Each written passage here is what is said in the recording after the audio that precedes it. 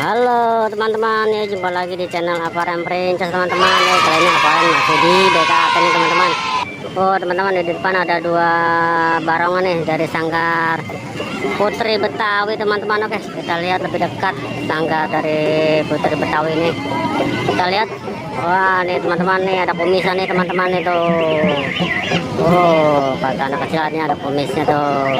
Untuk bajunya masih bagus nih teman-teman, untuk baju dari cowoknya nih.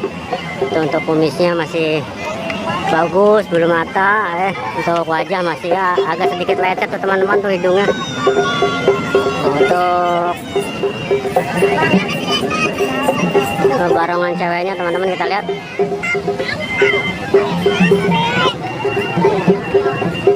Untuk bajunya masih bagus teman-teman.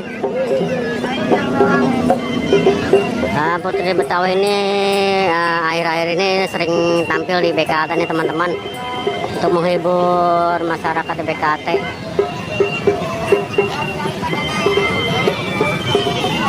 Untuk hidungnya sama teman-teman, sudah lecet. Untuk bulu matanya juga tuh udah mulai rontok. Untuk rambutnya sih masih cakep teman-teman, biru putih tuh teman-teman untuk rambutnya teman-teman.